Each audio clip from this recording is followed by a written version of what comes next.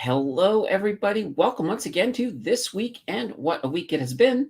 It has been a crazy week. We have lots of news, and I'm trying something a little different. I'm putting the major headlines for the news articles over there on the whole that side.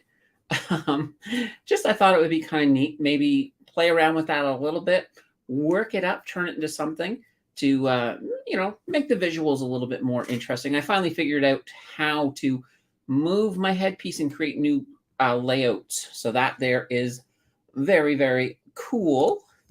All right. So this week, as I said, we got a lot of news to cover. There's been a lot of stuff that has happened that's not really in my list.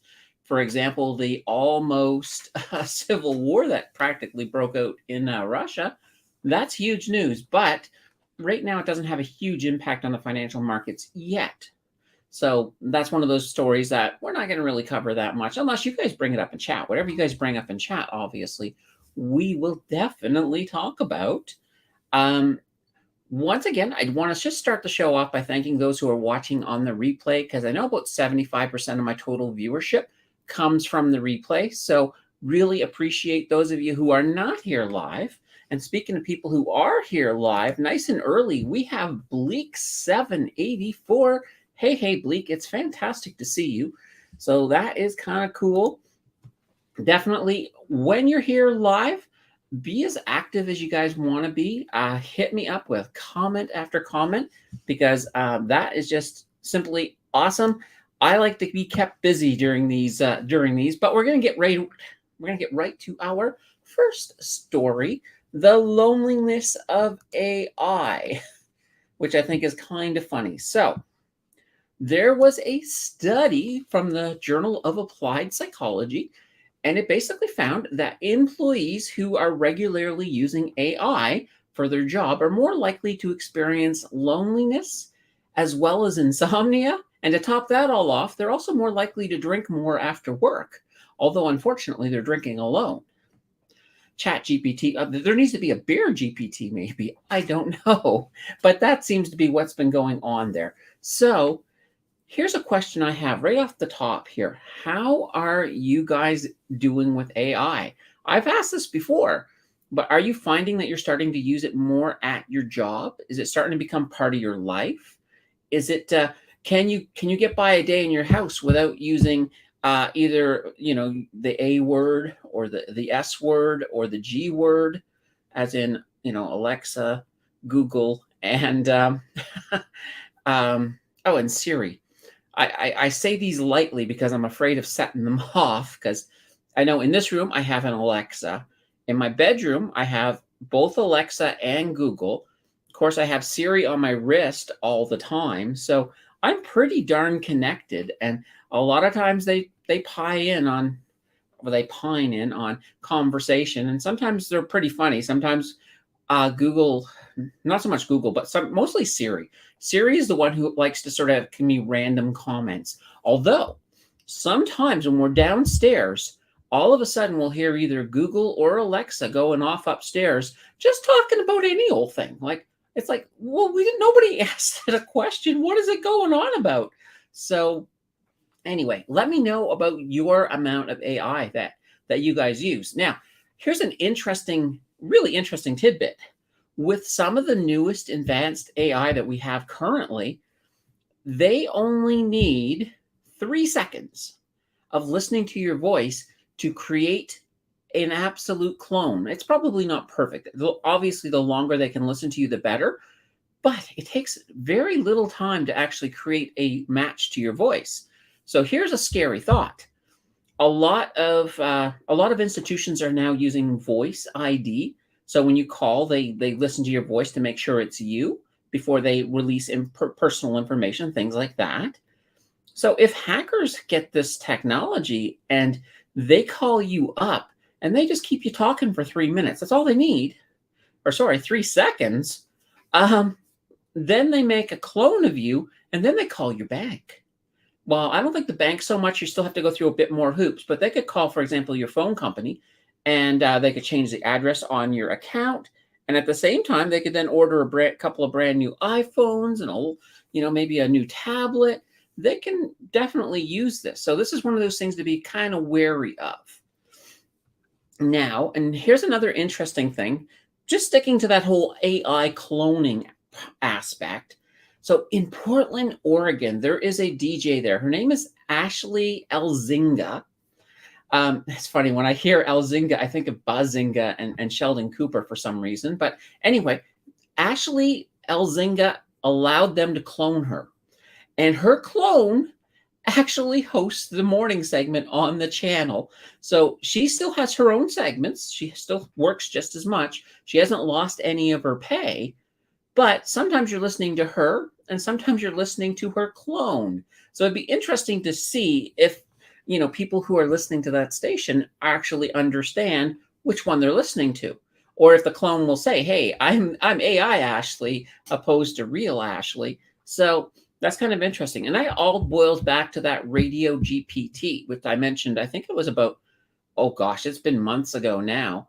But there is a system where they can do an entire radio station all done by AI, everything from the advertising to all the shows. And I listened to some of their samples, and their samples actually sounded pretty darn good. So it'll be interesting to see, will AI eventually be everything we're listening to? So that's, that'll be very interesting. Now, before I get one more little tidbit involving AI, but before we do, I just want to quickly say, I want to say hi to Jill. I want to say hi to Sammer. And I want to say hi to Enid. Hello. You guys are all fantastic. Thank you for showing up to the show. All right. Now, back to that AI story. A New York federal judge has sanctioned multiple lawyers who have been submitting legal briefs written by ChatGPT. Wow. And here's the funny thing. These lawyers are not even proofreading it, because apparently ChatGPT referenced different cases that don't actually exist. So it's like, wow. So ChatGPT is wonderful, but all it's doing is it's pulling information that it has from the internet, only up until 2021, September 2021 right now. So it doesn't have all the information. And sometimes, if you guys know this, being on the internet, there's a lot of wrong information on the internet. There's that saying, oh, it must be true, I saw it on the internet. Well, you want to always be sort of double checking stuff if you're using ChatGPT. Anytime I enlist ChatGPT to help me with a script, or just most of the times it's just, hey, can you simplify this for me? Little things like that. But I'm always double checking everything I get from ChatGPT, for the simple reason that I know there's a good propensity for it to be wrong. So that's just one of those interesting things.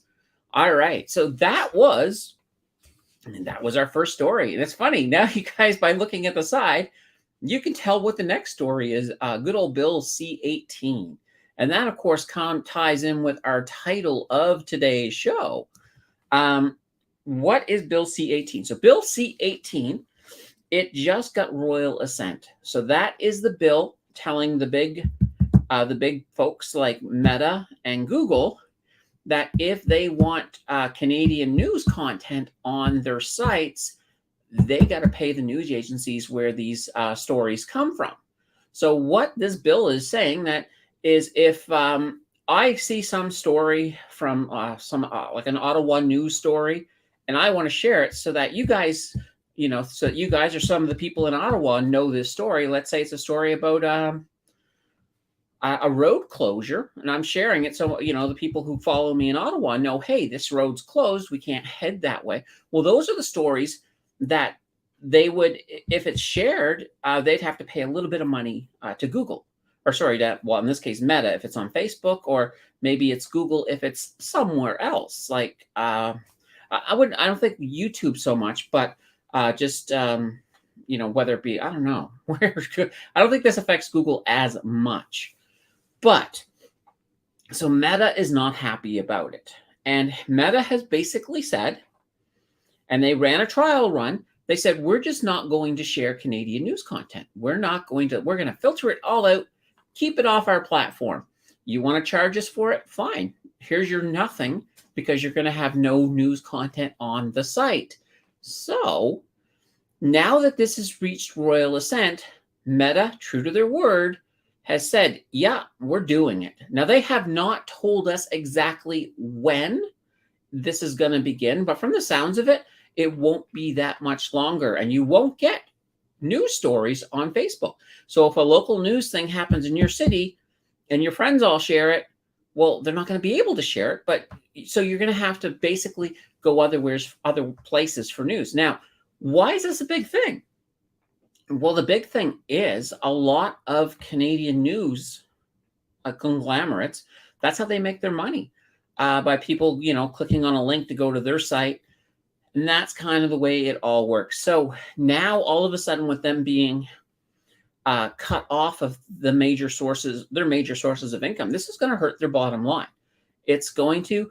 One of the things I think you're going to start seeing is, if you've seen these paywalls that are on some, like newspapers have a paywall. Like if you want to go to, for example, the Chronicle Herald out of Halifax, if you want to use that website, you got to pay through a paywall. Or I think as well, the Globe and Mail, I think, has a paywall.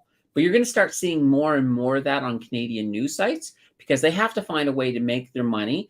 And when you begrudgingly say, oh, I don't want to pay that, you can thank Meta for that because, this is all of their doing.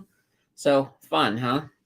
All right. Amanda's in the house. Hi, Candace. Finally made it live. Keep up the good work. Thank you, Amanda. That's what I'm here for. We'll keep this all going for as long as we possibly can. So another couple hundreds. Actually, if you guys saw my last video, I was trying in my video to say that some of these are good holds for like a decade or two. I accidentally said a century or two. I cracked up. I added it as a blooper at the end. So if you watched that video and didn't see the end of that video, go back and check out the end. I think it's absolutely hilarious the way I cracked up. So I'm going to do that. Anytime in filming I say something absolutely crack up worthy, I'm going to just stick it to the end for sure. All right. Now, Jill says, I'm just going to stick to the free news sites. Yeah, I mean, the thing is, there's a lot of good sites that are out there. But if we start getting less and less of those, then, that becomes a bit more of an issue. If you're looking for news, maybe news radio will become more popular. You can listen to that in the background to get your news. And it's all about control. Yeah, well, I think I can understand. In the case of Meta and Google, there's no skin off their back trying to set up something where they pay a bunch of money to people for, because if you think of how much Canadian news is shared, consider, when you look at the entire amount of stuff that's been shared, there's very little it's a very small number. So this doesn't really cost them anything to just remove it. It's actually probably costs them less to remove that sharing ability for Canadian news than it would cost them to pay. So, well, I mean, otherwise, if it were different, they probably would go the other route. But it's interesting to see. I mean, a lot of times the Canadian government does like to stick their nose in. And I think this bill comes from they're trying to protect Canadian news agencies to try to say, okay, come on, let them have a piece of the pie. I can understand that. I've got nothing wrong. I have nothing against that. But it's one of those things when you're fighting the big boys, you better bring big sticks. And I don't think our government has too many big sticks when it comes to this, because really, what can they do? They simply can say, you got to pay it. We'll pass a law. You got to pay it. And they just say, okay, we'll pay it, but we're banning it all. So there's nothing for us to pay. That's kind of the way it all boiled out. So let's talk a little bit about defense spending. So it's really interesting, considering the fact that we got the war in Ukraine, and there's been a lot of concern about whether or not that decides to get a little bit broader than where it is now. Does NATO get sucked into that at some point? As a result, the worldwide increase in defense spending last year in 2022 was up 4%. So that's interesting. That 4% it equates to about $2 trillion. That's a lot of That's a lot of extra tanks. So that's gone up. Now, Canada is the outlier here. Canada's defense spending went up 1%.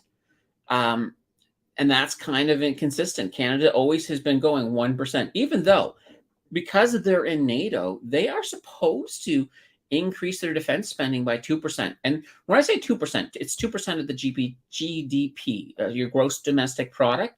So that's actually a rule for membership into NATO. Now, NATO is annoyed at Canada, and they always are annoyed at Canada because Canada doesn't spend a lot. But here's a question I have for you guys. Should we as a nation be spending more? I mean, should we at the bare minimum hit that 2% GDP that NATO requires? And when you're thinking about your answers to these questions, hit me up and chat with them. Here's what I will put out there. Our strategic location above the United States pretty much guarantees there's no way NATO would ever throw us out. We're too strategically important. NATO needs us. So it's not like it's a danger of us being thrown out of NATO. If anything, it's more or less just, we're not pulling our weight 100%. The only other country that is actually in the same boat as us is a tiny country called Luxembourg. So, and with Luxembourg, they're like, okay, well, they barely got they don't have a lot of money to really work with anyway. They have it's the smallest country in the world. Of course, they're not going to have a massive amount of income to be working with.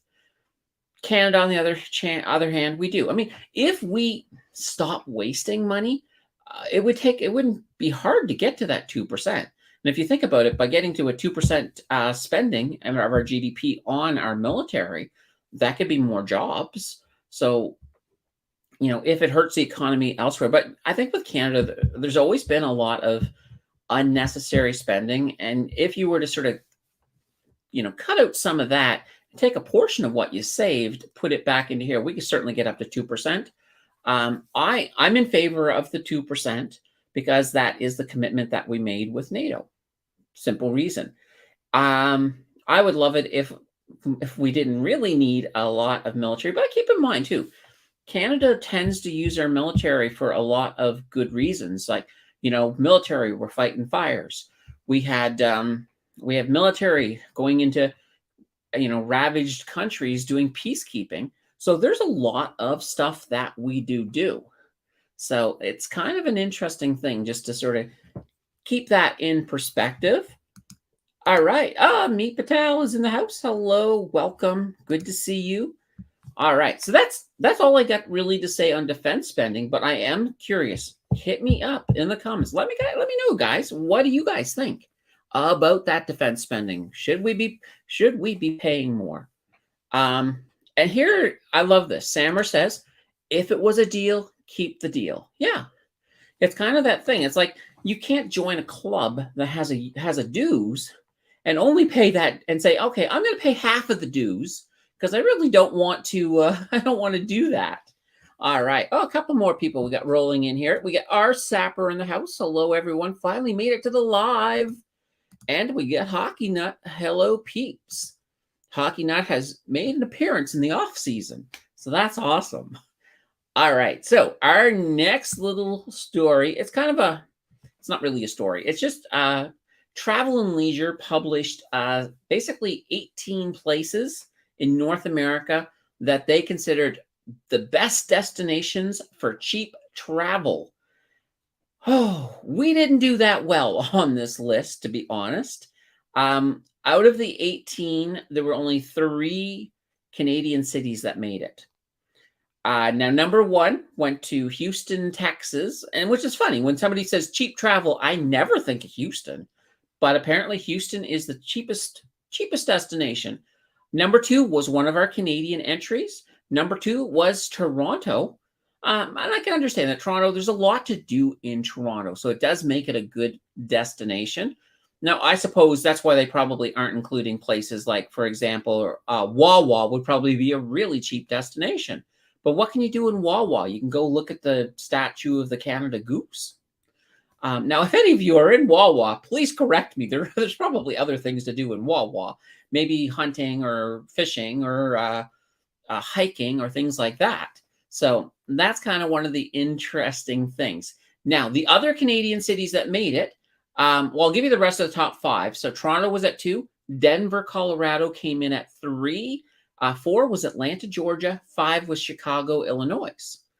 The next Canadian city didn't come in until ranked 15, and that was Vancouver. And at 16, our last Canadian entry was Montreal. So, my city, Ottawa, didn't make it. But then again, this is probably not the best destination for a vacation, unless, of course, you want to come in the winter and, the climate decides to allow the Rideau to freeze. So that would be kind of nice. We got the friggin' Oracle in the house. It's due to the expense of doing stuff in Ontario. Yeah. Everything's expensive nowadays, though. You got to keep that in mind. And 111, ha ha ha ha. Awesome. I don't know what you mean, Ken. I just wanted to say that because it sounded funny. So it's just a little bit on some of the cheap travel that came out from Travel and Leisure. So kind of one of them fun. Normally I get you guys to guess these ones, but I was kind of disappointed there wasn't a lot of Canadian representation in it. I would have liked to have seen a lot more. Let's move on. Rate hikes. So we had a rate hike, 25 basis points just recently. And well, it looks like we're going to be getting another one perhaps in July. A lot of economists are thinking we're going to see a rate hike in July. So that could be interesting. And here's an interesting thing as well. Most economists have actually said that they're believing that Canada's end target rate is 5%. So once we hit 5%, no more rate hikes. That's what people are believing. Now, keep in mind, the Bank of Canada does not have to do what economists believe, but the majority of economists are thinking 5% is the cap here. Now, 5% would be the highest level since 2001, just to give you some perspective. Now, in the U.S. with the Fed, these same economists believe that highest level will be 5.5%, and that's where they will be finally finished, at least we think. Here's the thing. If inflation is going to get sticky, or if it decides to, let's say it starts going back up, those numbers will be out the window. So let's just keep that in mind. And Wayne pipes in, says Chicago. I was there a few months ago. Very expensive. Yeah, and that's the thing. I was looking at this list and I was like, some of these places are super expensive. Even, Vancouver on the list is expensive. Toronto is pretty expensive, and well, Chicago, as the friggin' Oracle says, is dangerous. And my hotel bill included a hefty charge for parking. Yeah, it's kind of one of those interesting things. It's really interesting. Just speaking about parking, and that made me think of cars, which made me think of Tesla. One of the end goals with Tesla, I think, is once they have the autonomous driving and self-driving down perfectly, you could conceivably, and hear me out, you could own a Tesla, you could go to work, and while you're at work, you could have your car self-driving people on Uber and make an extra income that way. That's just a thought. Now, here's a question I have. Would you be willing to get into an Uber that's being driven by a self-driving car? Now, if the cars are, if they're doing fine, I would have no problem with it. But some of the issues I would think is, let's say you change your mind halfway along the trip. Because with Uber, of course, you put in your end destination, your start. If you're halfway there and you change your mind, there's no one to say, hey, stop, I've changed my mind. So that's kind of one of those interesting things. And yeah, it is. It's putting your money to work. It's basically, you're paying for your next car as you're saving up. So that to me is not a bad thing. But that's one of these things that we have to keep in mind. So, I would have no problem with the whole self-driving. And it's going to be interesting. When we get to a point where the car drives like 100%, imagine it. You'd have a car without a steering wheel at that point. Would you even need a driving license to get in the car? or to be the main person. I think when it's still in that point where there's some places you take it off road, I think as long as there's a steering wheel in it, you probably will need a driver's license to be the main operator, even if it does 99% of the driving. So that's going to be really, really interesting to see how this all develops as, of course, technology keeps coming along. Now, Value Village. I want to drop down to that story here. Here's the interesting thing about Value Village. Value Village is one of these stores that's a destination store for for people who want to save money. And when do people want to save money? Well, when they're paying a lot of extra interest, when they think there's a recession on the horizon. So those are a couple of times where we are looking to save money. So for that reason, Value Village has been doing really well. In fact, last year, they increased their revenue by 19%. So why am I bringing this up? Well, it's because they're going to go public. So they're looking to go public. Right now, they've got a $2.7 billion valuation, and that's in USD because they are an American company. And they're listed. They're going to be listed on the New York Stock Exchange with a ticker of SVV, and that actually stands for Savings Value Village. I think that's their full name. They're looking to open up their stock at about $17 to $18. So this is something like, do your due diligence on it, but this is something that could be an opportunity. Normally, I don't like to get into, I don't like to get in on public offerings at first, but if we do in fact continue to raise rates, and if the economy keeps getting tighter, this could be a stock that could actually do really well. So that's kind of an interesting thought. All right, let's get caught up with chat. So Mr. Taco says, Mr. Red Taco says, what if the car breaks down? Yeah, what do you do?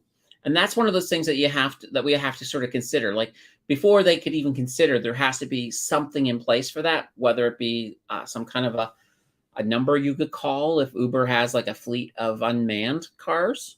But I mean, it'll be the same thing if we have, I guess there's always somebody that you would call, even if you were driving it and it broke down.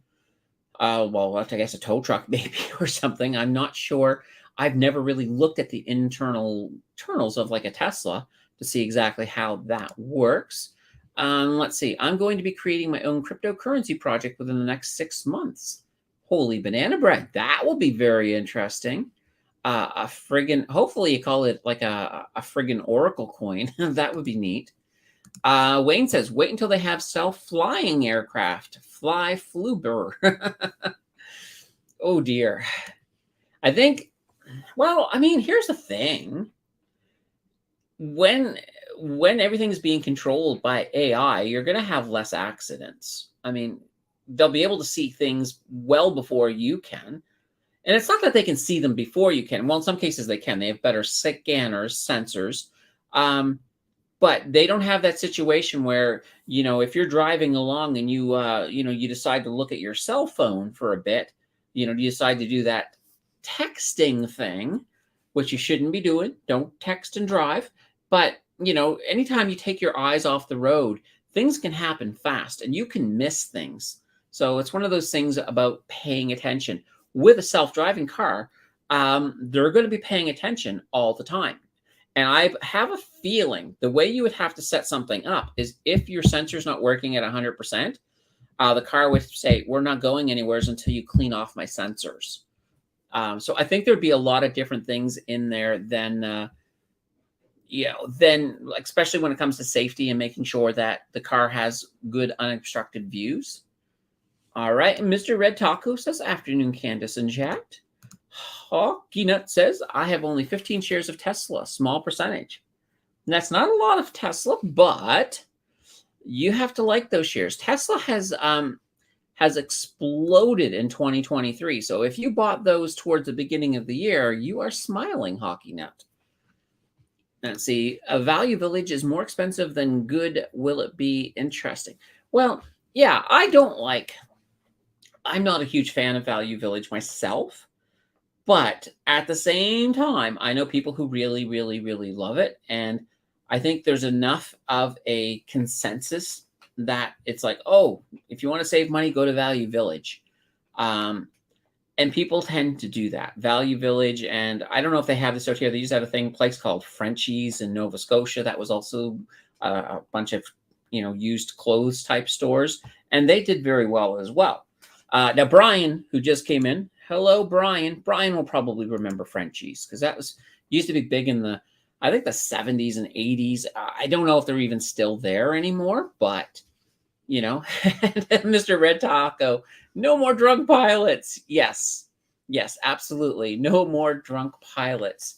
You hate it when that pilot comes on the air to introduce himself and or herself, and they're hiccuping. It's like, uh-oh, what have I gotten into? I forgot to bring a parachute. And yeah, Brian knows what I'm talking about when I said Frenchies. So he knows about Frenchies. Anyway, Value Village. Now, well, we're getting through these news stories really fast. Part of it is because having it on the side is really focusing me into the news. So you guys need to talk a bit more. That way there I can get myself unfocused. But I want to talk about the cage match. Holy banana bread. We have the makings of something that I think everybody out of curiosity will absolutely want to watch. So this all started with Elon Musk, of course. This is one of these things, if I still had what in the banana bread is going on with Elon, this would be it. So Elon Musk was on the internet talking, talking crap about people because he does that. That's Elon. He's got his opinions. This time he was criticizing Mark Zuckerberg. And he said, I'm up for a cage match if he is. Well, Zuckerman actually reposted it and said, yeah, I'm up. Just let me know when and where. And, according to Elon Musk, it's going to be at the UFC's Apex Arena. So, cage match. Here's the interesting thing. So, Elon Musk is a big guy. He's like about 6'2". He weighs 220 pounds. And Mark Zuckerberg is like 5 something. I think about 5'6" or 5 something in that area. And he weighs 155 pounds. But now, here's the funny thing. Zuckerberg has been well trained in jiu-jitsu. So he's got that martial arts. Now, apparently, Elon at one point had some training in jiu-jitsu. But I have a feeling that Mark Zuckerberg holds that area in his favor because, I've heard that Mark has actually won a tournament or two as well. So it'll be interesting to see who would win. Who do you guys think will win? Who's going to do it? If you had to bet some money or just, had to bet whatever. If you had to bet on it, who are you going to put your money behind? Are you going to go for Elon or are you going to go for Mark? Let me know in the comments. Now, Valveman says, I don't hold single Tesla stocks. Instead, I hold YTSL in my TFSA and non-registered account and TYSL in my US account, monthly dividends. Yes, Valveman. And Valveman, what you just said is going to tie in with Tuesday's video. On Tuesday, I have a Purpose high yield versus yield max in the US. And we do two. We're looking at basically Tesla versus Tesla versus Tesla and Apple versus Apple versus Apple. So what I mean by that is we're going to compare the returns on if you just bought Apple stock or if you bought APLY in Purpose or APLY in max yield. And then we'll do the same thing with YTSL, TSLY, and of course, TSLA. So we're going to look at it. And I will tell you guys, I thought I knew what was going to happen with that video. I thought I knew who was going to be the best buy. And I was wrong. So it is going to be very, very cool. So you got to check that one out. That's going to be on Tuesday. I've got it filmed. I got to just do the editing, and then that'll be out on Tuesday, 1 p.m. Eastern as normal. All right, Mr. Red Taco says, Elon is a big guy. He doesn't look it though. Yeah, he is a pretty big guy. So, does that mean you're voting for Elon? Oh, you're voting on the ref. And hello, Hugh. Welcome to the live stream. Jill thinks that Zuckerberg will win. Let's see. I got some of those too. Yeah, there's a lot of really great. And here's the thing. It depends on what your goal is with investing, I think. So when you're comparing certain stocks, sometimes you may get a higher return, but maybe that's not your goal. Maybe your goal is that you don't care about how much the stock grows or shrinks. You just care about getting that passive income. And there's a lot of people that's their investing style, and there's nothing wrong with that. Of course not. I mean, I do a lot of lists that, excuse me, I do a lot of lists that help people do exactly that. So we have to take a look and see. I also have, so APLY, Apple, YAMZ, so Amazon, and YGOG, which is the Google or Alphabet. So looking forward to your video on Tuesday. Yeah, absolutely. Now, the max yield, yield max. I always want to put max first, but yield max, they do have an Amazon one coming pretty soon too. So it's going to be interesting because you'll get to see the whole difference between covered call versus synthetic covered call. Yeah, I think it's a really fantastic video. Hugh says, I would choose Mark Zuckerberg to win that match. Yeah, I'm kind of leaning towards Mark Zuckerberg. I know Elon jokingly said that his best move is the walrus, which is where he basically just sits on someone and doesn't move until he wins. So we have to see. Now, I don't know where that came from. I actually heard that on, I was listening to the Beavis, Brandon Beavis and his dad do a live stream on Fridays. I was listening to that, and one of them brought that up. And I was like, oh my God, that's funny. And that sounds like something Elon would say. He probably tweeted it. I didn't see the tweet myself, though. I just want to be perfectly clear on that. Babinator asked, hello, what's your opinion about Aritzia? Well, I actually did a deep dive on Aritzia not that long ago, probably a few months ago. I think that where their clothing is really nice. So they have a good product, but they are on the pricier end. So I think they're going to struggle a little bit until the economy gets a little better. Once people have more money to spend, I think Aritzia will do well. But with that in mind, Canadians seem to be spending more than they should in this type of situation. So there are still people out there that are buying more high-end clothing, and they're not caring about the debt that they're running up on their credit cards and things like that. A lot of people are in that boat. I do think Aritzia has really good products. I think that they're long-term. I think they're going to be a half-decent company. They're not a bad investment. I think short-term, don't expect a lot from them.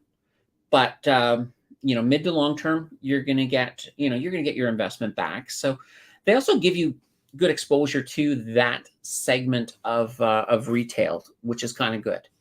So yeah, that's what my opinion is on Aritzia, and I can now pronounce them. I think I was calling them Aritzia when I was first came into them. I was like, and somebody let me know. Actually, a lot of people let me know. No, it's Aritzia. It's Aritzia. So that came out. All right. So our last news story is on Canada Bread. So what's going on with Canada Bread? You've probably seen headlines about it. So they have pled guilty to a years-long price inflation scheme. So, and that was, of course, all unveiled by the Competition Bureau. So they've been raising the prices on their bread products. So things like, for example, the Canada Bread, they do Vachon, like those Vachon cakes. So a lot of the inflation on those cakes, they just manufactured it because they wanted more money. So they have been fined $50 million for that. So, it doesn't pay to do stuff like that. So anyway, that's the news. That's it for the news. It is. We'll talk about whatever the heck you guys want to talk. Throw questions, comments, tangents, whatever into the chat. While I'm waiting on that, I will mention what's going on next week. So next week, There's not a lot in Canada. We do have the CPI dropping on Tuesday, so that will give us a good idea what's going on with inflation. Hopefully it's coming down, so it would be nice to see, even though we know the Bank of Canada wants to get up to 5%, let's hope they don't have to get up there in July. I think they're going to, but I would really like them not to. When it comes to the U.S., not a lot in the U.S. this week. There's a couple of speaking engagements for Powell. So he's going to be speaking, I think, in the morning on June 28th, so on Wednesday. And then on Thursday, he's going to be speaking as well in the afternoon. So sometimes, depending on what he says, that can sometimes impact the market. But for the most part, I think the market shouldn't be. There's not a lot of catalysts, one way or the other. So the market should hopefully be flat to hopefully green. I know we'd love to see a green week. Earnings, there's a couple of earnings calls coming out this week. Alimentation Couche-Tard, so ATD, they have their earnings call coming out. Now, I think it's going to be disappointing, to be honest. I looked at their 3-month, because normally I'll look back at somebody's 3-month before an earning call. I might go to the 6-month and sort of pinpoint exactly where that quarter is. And they haven't really been that impressive. It's been a little flat. Like, I think they're either going to come in below expectations or maybe just hit expectations, but I'm not expecting a lot of price movement for Alimentation Couche-Tard this time around. Now, the next company that is going to, and this is going to be a weird one, BlackBerry, so BB, they did have some growth. So I was looking at it and I was like, oh gosh, they've actually grown a little bit. But here's the thing though, they still get a negative earnings per share. So these are two companies I wouldn't get excited about. Now myself, when I do swing trading, sometimes I will jump in if I see an indication that somebody's about to have a really good earnings call. I would not put any money on either of these two companies, to be honest, for their last quarters. If Alimentation Couche-Tard, if they manage to have a little bit better than estimates, I still don't see them going up very much, but I can always be wrong. So I keep that in mind too. But that's kind of where I see it at this moment. All right. I'm just going to bring this back to here, and we're going to get rid of all that news on the side because, we don't need it right now. There we go. Perfect. All right. Since the news is done, let's get back to the chat. So I've got, there we go. Lennon asks, what's the best stocks or ETFs to start in a FHSA? So you're 24 and not sure when you're going to buy your home. Okay. Here's this thing. If you qualify for an FHSA, so first home buyers savings account, you definitely want to use it if you qualify. So the reason you want to use it is, let's say you don't end up buying a home. Let's just say you don't, and that's a good possibility that you didn't. So here is what I would suggest. Max a thing out anyway. After the 15 years, if you don't buy a home, that money's going to then roll into your RRSP. So even if your RRSP, let's say your RRSP is maxed, and you then roll this, this 40,000 or however much you've got into your first home savings account, well, that's free contribution room you've just grown. Bang. So it's a way basically to add $40,000 of free contribution room to your RRSP. Now, obviously, if you're going to buy a house, use it for that, because that's kind of an interesting. Hello, Siri. Say hi. No, don't say hi, Siri. She decided to comment on that, but that is what I would be looking at. So what would you want to put in there? So here's the thing. You got to look at it this way. You've got a few different options when you're trying to build up something like this. You've only got a 40,000 contribution room, and it's only 8,000 in the first year. So you've got a couple of options. You have total return stocks, and you have passive income stocks, so or straight up growth stocks. Well, the total return stocks, hands down by the name, right? Those are the ones that have the most return. And the bigger your return is overall, the more room that you have actually created within that. So one of the nice things with some of the passive income ones is that, yeah, you know what? They're growing. They're bringing in dividends every month, and that's all getting added. That's helping to grow your room. But if you're only bringing in, let's say, 15% in dividends, and you could potentially be bringing in 20% of overall growth, then you want to kind of go on that. Now, don't go too heavy on any one stock, though, because you kind of want to use your diversification like normal. So I would say bring in some good total return stocks. You could bring in some passive income if you want. Some people just love seeing dividends roll in, but your big goal and your big focus is that they give you 8,000 contribution room, but if you grow that 8,000 into, let's say you double it to 16,000, well, that doesn't take away from your contribution room the next time. That means that, instead of getting to a maximum of 40,000 after the 15 years, well, that 1 year, you've already gotten an extra 8,000. So that year alone has pushed up your full amount to 48,000. So you want to be looking for stuff like that. And there's definitely going to be some ideas on the channel. And I am looking to actually do a video on this. So, and then I'll break down some good stocks, do some research, get the really good ones that I think will help grow things quite a bit. All right. Hockey Nut says, so Candace, I started a YouTube channel for some potential passive income. Ooh, that is awesome. Do me a favor, Hockey Nut. I'm just trying to think how you can get that to me. If you just use on my email, on YouTube, if you click on the contact me, there's an email address there. Send me your YouTube channel. I'll check it out. I definitely want to check it out and see what you're up to there, and see if I can give you a hand a little bit. Let's see, Color Stream Contracting. Hi there. Can you discuss a little bit about top 5 passive income in Canada? Well, there's a lot of good passive income in Canada. Now, if you're looking at just straight up passive income, you're looking for the biggest bang for your buck. In that case, you're probably looking at either some of the Hamilton or some of the Purpose. Those tend to have some big ones. So, for example, like the new HMAX, HMAX. There's also UMAX, a brand new one that came out. They both have dividend yields around between 13 and 15, I believe. I can't remember the exact numbers on them, but you're going to get some really good dividends from them.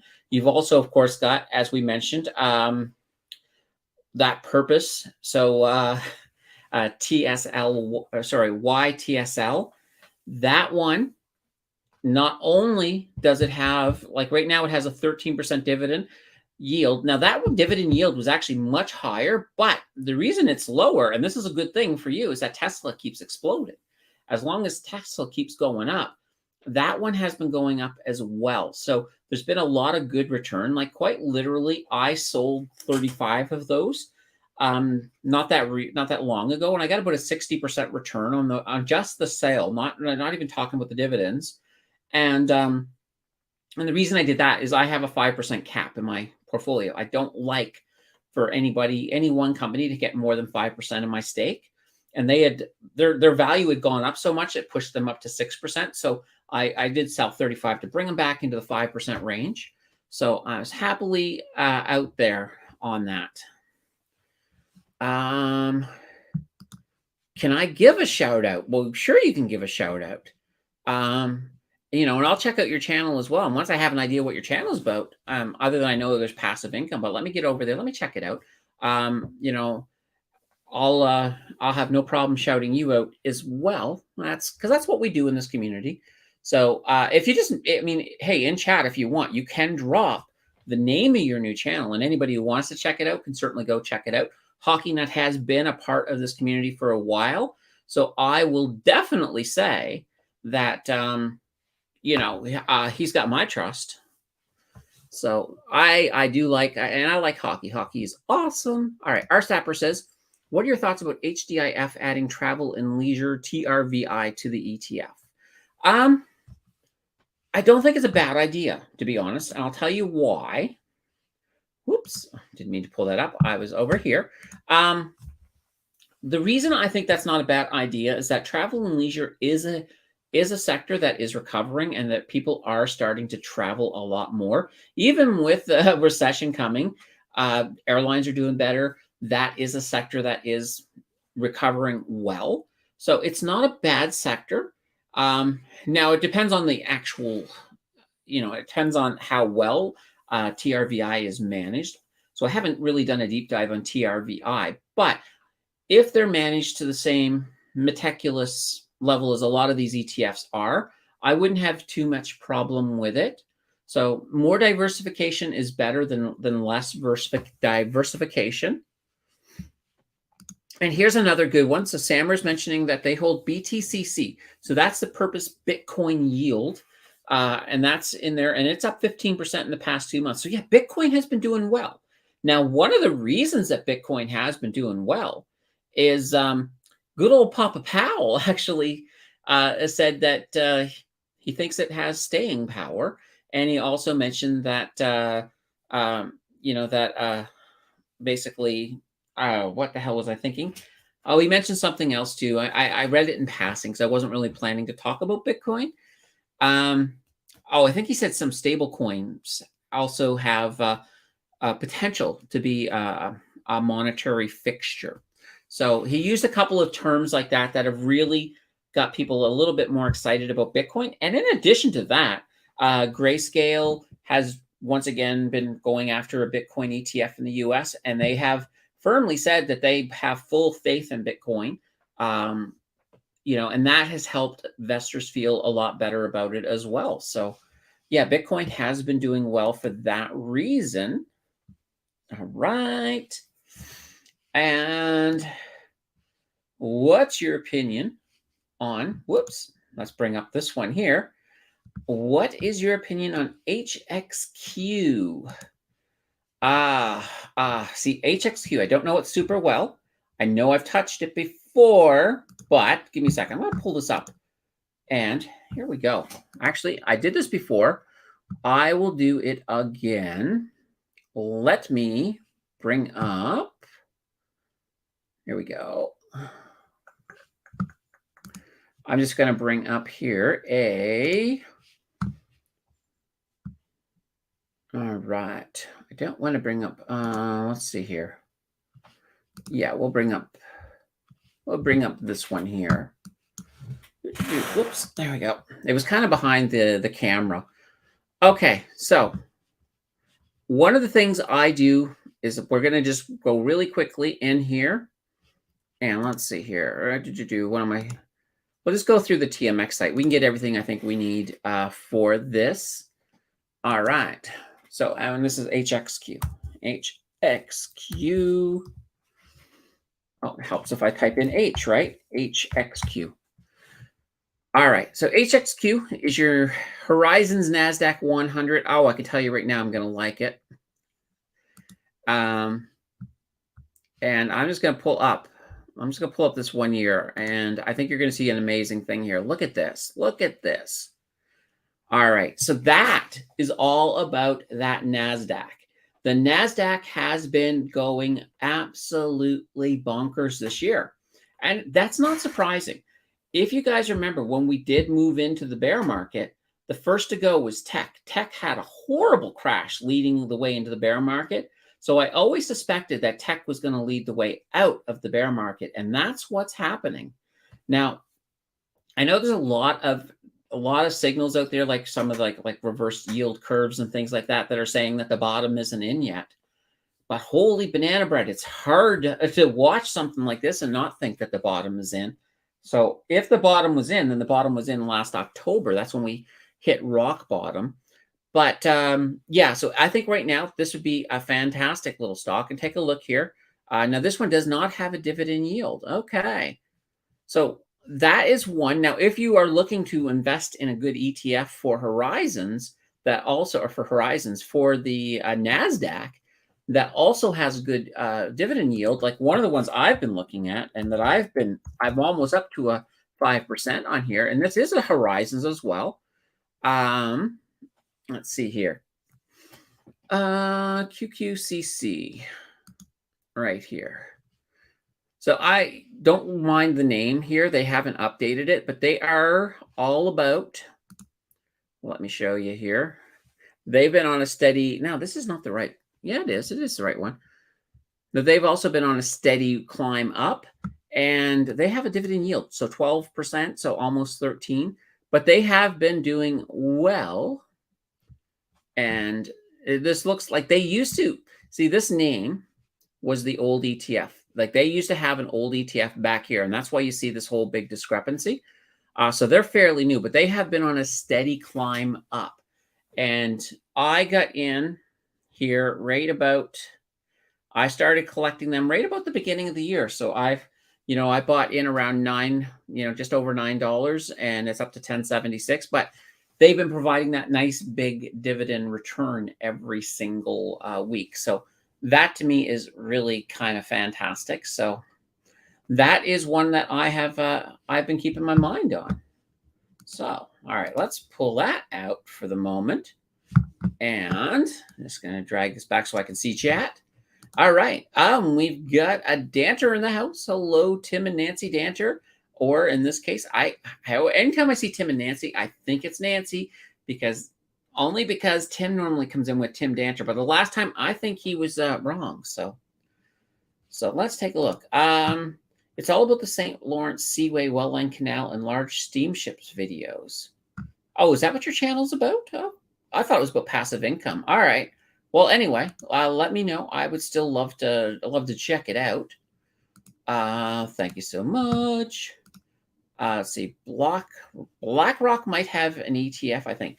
I think they're getting darn close. I really think they're getting darn close. So it would be very good to see a spot ETF for Bitcoin in the US. I like the 5% per stock in the portfolio. Yeah, right now, the only company that's above 5%, well, significantly, like if it's between 5 and 6, I don't really count it. But the only one above it right now is Canoe. And that's because I really love Canoe. Canoe, I used to have quite a big amount of Canoe, and that fantastic. I mean, I love Canoe. Nothing against them. But what I've done is I've stopped buying Canoe. So I want Canoe to slowly, organically fall down to 5%. And it has been slowly moving, because all the dividends I get from Canoe, I reinvest in everybody but Canoe, because Canoe, I'm happy with the position.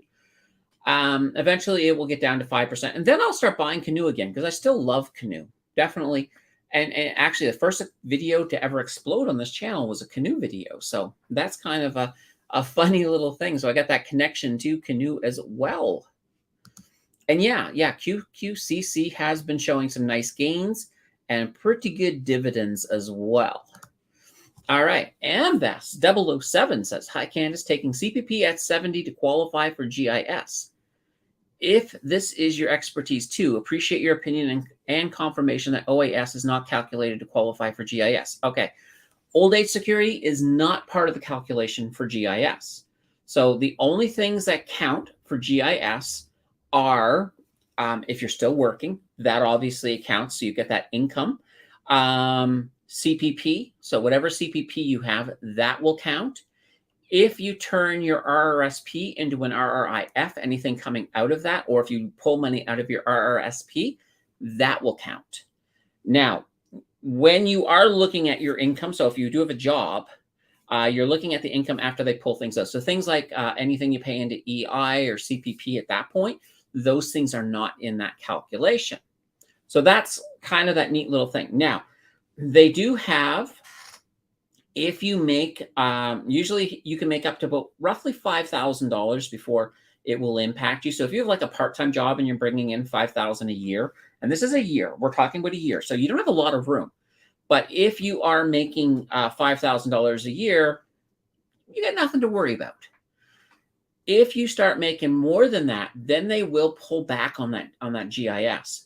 So let's say you made $10,000 in that year. Well, what's going to happen is that 5,000 they'll kind of ignore. And then from that other 5,000, they're going to claw back half of that. So they will pull back $2,500 from your overall GIS. Now, here's the interesting thing. They use the taxes from the year before. So the year you made that 10,000, you're still going to be fine the rest of that year. But when you do your taxes the next year, that's where you're going to feel any changes like that. So that's just one of those things just to keep in mind. Now, I do have some content on the channel on CPP and OAS and GIS, and I'll certainly do some more. Like right now, the number one most popular video on my channel is actually an old age security video. So, you know, I definitely know there's an audience out there for it, so I'll definitely do more. Got to do that. All right, and Enid has to head off. Okay, it was fun seeing you, Enid. All right, and Vic, you ran here. Is that run? Did you run from your new job? That's what I'm thinking. Can't get these when young. Age discrimination against the young. Can't get these when young. Oh yes, age discrimination against the young. Absolutely. Well, keep in mind with the future. Okay, I know there's been talks about things like you know, universal basic income, so things like UBI. If something like that comes out, we got to start to think about how that's going to impact everything else. So, for example, why would you need an unemployment insurance if there's already a UBI in place? Or why would you need old age security? Why would you, you know, well, CPP is a different story because that is a pension that you're investing. So I think CPP also rewards you for working more. So I don't think you'd ever see that go away, even in a UBI situation. But I mean, if they're going to ever run a UBI because AI taken over, it's kind of an alphabet game. You know, AI takes over UBI. It's funny. If that were to ever happen, it could be very interesting to see how they work that out. But part of the savings for running a UBI system is that you don't want to be paying a whole bunch of different groups to do the same work. UBI, you can just have one group do it. But now here's a big issue. If you do something on a UBI on a federal scale, you've got to work with the provinces to figure out how that's all going to work out. Because a lot of these other things, like, for example, social assistance, things like that, are all provincial. Whereas EI is federal. So that's just easy. You can just completely revamp that. And then you got to figure out what you're going to do. Because, I mean, if somebody has a really high paying job and they lose their job and then they just go back to basic income, that could be difficult. So there could be some issues with that. So there's a lot, I think, to work out, but I don't think you're going to see UBI for any time soon. Probably, I would guess, my best guess would be at least a decade, but it will eventually come if, you know, if AI ends up taking a lot, like a huge, significant amount of jobs. Now, Elon Musk thinks it will, and that will be the time for a UBI for sure. Okay, let's see here. Let's see. The Bank for International Settlements is investigating the possibility of establishing a digital currency to replace existing framework. Interesting. And that is the thing. There's a lot of stuff behind the scenes. I know even the Bank of Canada has, you know, they've done some amount of a discussion over, you know, possibly having a Canadian stable coin that's sponsored by our bank, by, you know, the Bank of Canada. And I think that's kind of place where I think you'll see a lot of countries will get in on that. How is that going to impact Bitcoin? It'll be interesting to see. I think right now, and as Wayne's saying, Bitcoin is strengthening. Yeah, absolutely. All right. And Verena makes it in right at the end. Hello. Hi. Welcome. Let's see. Vic says, I want one of those tenants who don't pay rent. Okay. Sometimes you get tenants like that, right? Vic says, I'll just live in an apartment and instead of rent, put into stocks and get dividends. I wasted a lot of growth by paying rent in the past. No more. Rent is outrageously expensive right across the country right now. I know even in places like, you know, being from the Maritimes, I use them a lot for examples. But when you look at a city like Halifax and you've got rents that are crazy, almost, they're getting to the point that the rents in Halifax, like a 1-bedroom in Halifax is starting to push up to $2,000. I mean, it's getting absolutely ludicrous because, you know, you don't have the same amount of wages in that part of the country. You know, and heck, even in downtown, like, you know, downtown Vancouver, like a one bedroom, if you want it downtown, oh man, you better have a good job because you're going to be paying through the gill for that. And there was the same idea in Toronto. There's a lot of big cities. Actually, big city wise, your best big city to probably to live in, if you want a lower rent, would be Montreal. So, you know, that's kind of interesting. Of course, now Montreal, you'll need a little bit of French to get around, but you'd be surprised how many English people can do just fine in Montreal. I could do fine in Montreal. I've got a little bit of French. I know how to swear when I stub my toe in French, so that's a good thing. But here's the thing. It's kind of interesting. I went into a restaurant once, and not a restaurant, but it was a grocery store. And, you know, the clerk was speaking in French to the current customer, but yet they could tell without me saying a word that I was English, because, you know, they instantly greeted me in English and started talking to me in English, like didn't even give me a chance to verify if I was English or French or what. But I thought that was kind of interesting. Now Vic says, isn't most of our money digital anyway? Numbers on a screen, e-transfer, etc. Why need a digital currency? Also, China bans Bitcoin. Yes, China says a lot. Oh, let's see. Please say a swear word in French. Tabernacle, non, sacrement. There we go. That's my best attempt. I just tried to string it together. Well, this is where I get demonetized for this one, by the way. Or maybe not. It's hard to say. Who knows? Mon Dieu. See, there's a lot out there, but you know, I learned a few, and that's, you guys now know what I know, and at least in French, and so oh dear. So yeah, I can swear well enough in French that a French person would leave me alone because they think I'm probably insane, which would be wonderful. So now apparently Verena says I'm a perfect swearer. just what I wanted. I got to put that somewhere. And Vic wants to know about the Tabernacle Choir. Well, that's exactly what it is, because it's all, a lot of the Quebecois swear words are all based on church words. So, you know, when you look at tabernacle, it comes from like tabernacle. So that's exactly where this all comes from, Vic. You actually, even with your comment, you hit that right on the head. Ambass says, would the tax write-offs of self-investing be the same as self-employed, such as internet usage of home, etc.? Thanks. Yes and no. It depends on how you do it. If you are making your income, so if your main income is from, for example, we'll use day trading or swing trading, where you're trading a lot and bigger amounts, well, all of a sudden you lose the whole idea of a capital gains, and it becomes business income. So when you're making your money that way, you could register yourself as a business, and you can definitely look at writing off some of your office space, some of your internet, and some of your electricity and things like that. So yeah, you can definitely do that. Let's see. Couche-tard is not too easy to say for non-French speakers. Well, the part I have is with alimentation couche-tard.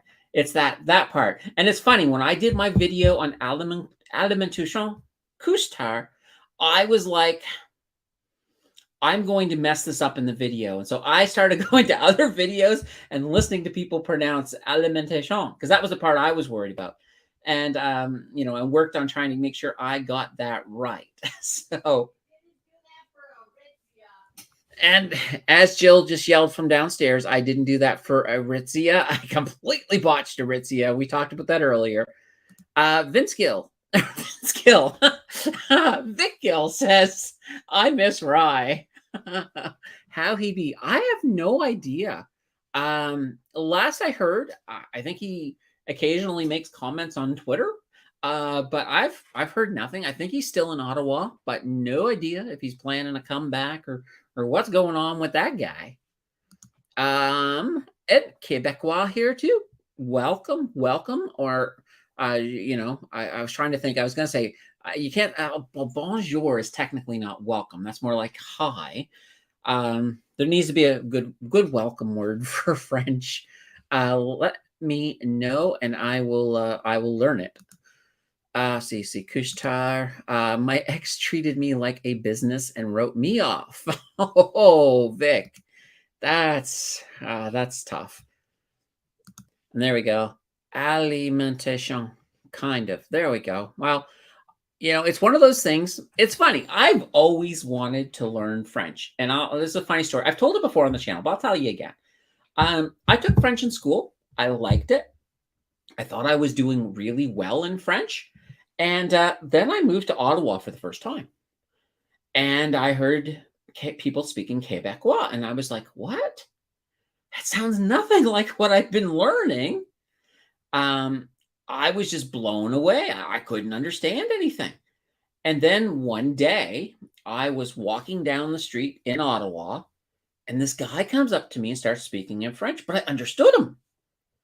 And so we had a conversation. It turns out he was from France. And at that point, it finally dawned on me, oh, the French I learned was Parisian.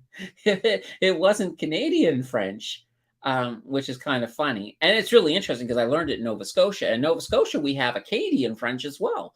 But instead, they went with Parisian French. So I can muddle pretty good with somebody from France. With somebody from Quebec, I pretty much have to use my Quebec swears and hope they leave me alone. But no, I still would like to learn. And funny thing is, we're almost at that point where, if you guys remember, like the Universal Translator on Star Trek, we're kind of getting there. You can pretty much bring your phone and have somebody speak in any language into it, and it can then tell you what they said, and you can speak into it, and it will then, pipe out the language that they're speaking. So that is bienvenue, or okay, that works. Bienvenue. So bien means good, and then vino. Okay, all right, that makes sense. I tell my American friends that we have a loony, a toonie. Next year, our $5 coin will be minted called the floozy. Now, is that part of joke? Because I haven't heard about that. It has to be a joke. I think it's a joke. But I would still, if it saves money, turn them all into coins. I'm okay with that. Then instead of, having like a billfold, you'll have just carry this bag of coins that, kind of moves like gold. That'd be kind of cool. Stock markets have been downtrending. Yeah, they haven't been doing that well this last week and a half or so. So we'll have to see what happens this week. There's nothing too bad catalyst-wise. Unless, and this is kind of the weird thing, lately Canadian news has been impacting America a little more than it normally does. But now that's like when we raised our rate, when the Bank of Canada raised the rate last time, that had an impact because that startled U.S. investors into thinking, oh my God, what's going on in Canada? And are we going to do the same thing? Now, if our CPI were to come in totally in the wrong direction, I don't think it would actually impact the market, at least not so much on their side. But keep in mind, too, the TSX has not been keeping up with how well the NYSE and the whole S&P 500, it hasn't been doing as well. So there's lots of room for us to really make some positive movement over here on this side of the border. I use Bienvenue, but it's abbreviated. Oh, we already talked about that. Is this like make me speak French day? Voulez-vous? Never mind. Okay, I don't even know what that means. And somehow I may have said something I didn't want to say without knowing I said it. Well, we'll have to go with that. Tangerine has a GIC at 5.5% for 1.5 years. That's not bad. That's not a bad place to, if you want like that guaranteed 5.5% return, GICs are an option for sure. And technically, when you do move into retirement, you should be looking at a little, at least some of your portfolio into fixed income. It just makes it safer, and it doesn't hurt to have something like this where, you for at least for a couple of years, you got the 5.5. And even take a look. I know that EQ is in the same vicinity, but it's it's pretty interesting. And Vic says, I can't believe how much GIC and cash I'm holding. Well, at least the GIC is making you money. With the cash, you know, some people are still concerned. Like, I know a lot of people who are saying, like, I'm holding my cash right now. I'm still worried that we got a recession coming. I'm still worried things are going to really tank. I'm going to hold it until things get down. And the 4% rule can work if you also get 5% plus on cash. Well, that's true. So the 4% rule that Vic is mentioning is that you shouldn't be using more than 4% of your retirement investments, and that should be enough to keep you going. Like, if you can live off 4%, as long as you're making more than 5% on them. So, and here's the thing, you can get that number up higher. And I always look at it this way: if you're smart with your investing and use every tax advantage you can get. So, for example, one of your goals coming into investment is having that TFSA maxed out. So a lot of times people are thinking, oh, I should just I need my RRSP maxed out, but maybe you don't. Not if you're going into retirement with your RRSP maxed out, but you've got nothing in your TFSA. That's not the best situation overall. So your RRSP, it's more of a tool to use. Like, obviously, if your TFSA is maxed out, then sure, go ahead and max out your RRSP. But you got to keep in mind, if you are not making a lot of money and you don't have anything coming to you in your TFSA, anything you're making in that RRSP, if you pull it out, that then becomes income. That income can impact your GIC or your GIS. So you don't want to get into a situation where you start losing money that way. Whereas if you have your TFSA completely full up and you got a lot of great passive income, because when you move into retirement, you got to sort of look at it this way, that you want to have that income coming out of the TFSA. Because if you're making, let's say you're making $500 a month, we'll just go nice and simple. You get $500 a month you're making in dividends. Well, that $500, you can pull it out and use that as part of your living expenses, and that doesn't cost you a thing. Your TFSA stays maxed. Obviously, the next year, if you don't need all of that, you can sort of keep some of that in or put more money in if you want to. It doesn't really matter at this point. The big thing is you've got this money that's coming out. It's like an extra little pay that you're not going to be, you're not going to be taxed on it. It's not going to count against anything. It's just extra money. So that's where you begin to live a little bit more comfortably. Now, if you do have that big RRSP, then you have to sort of start looking and thinking, okay, when do I want to convert it into an RRIF? So if you're at that situation going into retirement and you've got that full, and you're thinking, okay, when I do convert it into an RRIF, I'm probably going to be losing at least some of my GIS, if not all of it, depending on how much you have in your RRSP. So that's where you have to sort of think about the math. Because one of the things that you do have is you can make $5,000 a year without any repercussions. So you can pull $5,000 out of your retirement savings each year if you need it. And in some cases, if you're thinking long term and you're thinking, okay, well, I want to, when I hit 71, well, technically it's 72 because it converts into an RRIF at the end of your 71st year. So the second you turn 72, then it starts kicking money back out. So when it's an RRIF, you have no choice. You have a percentage that you have to pull out of it every year, even though it's still growing.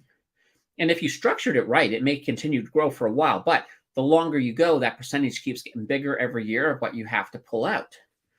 So between 65 and 71, you've got a little bit of room that if you aren't making anything extra or if you're perfectly comfortable, you could still pull the 5,000 out generate 5,000 in income, move that into your TFSA if that really needs to be buffed up. So there's a lot of different things you can do. You want to basically play with all of the math, all right? Because math is going to tell you exactly which way you should go when it comes to each individual situation. And sometimes your situation is good, sometimes it's not great, but there's always a way. If you follow math, math will usually never leave you astray. So that's one of the reasons I make why I've got that little character on my deep dives called Mr. Math. All right. Phil B says, if you might use the money soon, cash ETF is definitely a better option than a GIC. Yeah, you can make a little bit of money on these cash ETFs. So they're really interesting. And I think I saw something about a special dividend on one of them, but I don't know if it was a cash ETF. I thought it might have been, but I'm not 100% sure. I'd have to look more into that. So Oaken Financial, 1-year GIC is 5.25%. Let's see. Vic says, when I get old, less than 10% stocks, rest in cash GIC, and 5% plus draw down 4%. Okay. Well, once again, do the math. I'm not sure I understand. That's okay, Siri. You don't have to understand. So yeah, just do the math and make sure that you figure out. And here's the thing, when you're doing your calculations for retirement, a lot of people will say, okay, I need X amount of dollars, but you always want to make that a little bit bigger than what you think you need. If you think you need, let's say you think you need $2,000 a month to survive, well, you might want to try to do the math at about $2,500, just because things happen, life happens. You always need more than you think. So when you're plotting your retirement, try to aim higher than what you think you actually need, because then you're going to be okay. That's kind of the whole deal. And of course, if you're in that situation where it doesn't matter what you do with the math, you just don't have big enough numbers to make a difference, then you got to look at, how can I minimize or how can I maximize the benefits that I have? And that's usually looking at, okay, well, if I can at least create, I don't have a lot, but I can create an extra $100 a month. Well, an extra $100 a month is still better than having no investments and having nothing coming back. So you have to kind of look and weigh everything all together. All right, everybody, we're getting towards the end. So get your final questions in if you got them. Normally we go about an hour. We're at 1 hour and 22, but you guys have been great and you've had great questions. So I don't mind. Big RRSP to RRIF and minimum withdrawal is a huge hit for high net worth portfolios. Yes, it can certainly be. Anyone recommend best cash ETFs? I haven't done the research yet on that, Vic, but you know what? That would make a great video. So I will put that on my radar. All right. Now, before we go, let me just tell you about what's coming up this week. So Tuesday, we, of course, have that purpose versus yield max. That's going to be a fantastic one. Friday, we are going to do a deep dive, and it looks like it might be Brookfield Asset Management. It looks like we're going to return to them. But there's voting is open until the end of day Tuesday. So if you have not yet voted, go to the community tab, because you guys get to vote every week on who the deep dive is. And then the way it works is, after that vote, whoever wins, that company I do the deep dive on, and whoever gets the lowest amount of votes, they're gone off the list. And then I add 2 new ones, and those are the ones that you guys request. So I write these things down. So right now, like, I'm looking here, give you guys just a general idea. So I've got right now, somebody wants me to do Berkshire Hathaway, Divisive Dividend Corp, Capital Power Corp. So I write these all down. I add them to a list, and that's where I pull them from. So when you make a request and say, hey, can you do this company? Well, I'm not going to do them, but I'm going to put them in the vote. And if people vote them through, we'll do it. And as long as they don't get the lowest amount of votes. So when you recommend one, you want to try to represent and get in there, make sure you vote for it, because, I mean, eventually I may pull them up. Like I may do, for example, let's say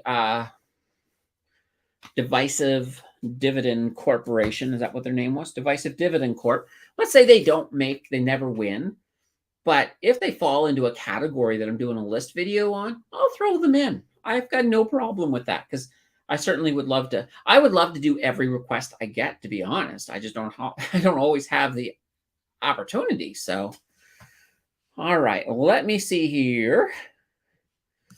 Does anyone think office REITs are going to rebound? That's a really good question. I think it comes down to the diversification. Now, a lot of the office REITs that are really struggling are, of course, I think, well, not Toronto, but I was going to say ones that have a lot of their units are in large cities like Toronto. Those are the ones that are having a little bit. So I think there's going to be a situation where they're going to level out at a new level. They're still going to be the same thing. They're still going to, like, when you're looking at these REITs, you're not really there for growth.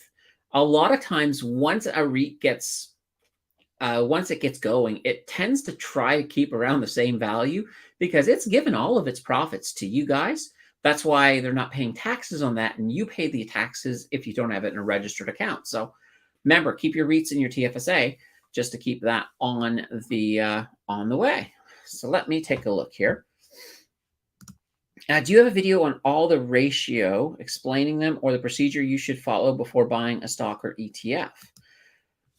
I do have parts of that, I think. I know I recently did a retirement-related video on what your ratio of fixed income versus stocks and bonds should be. So I did that.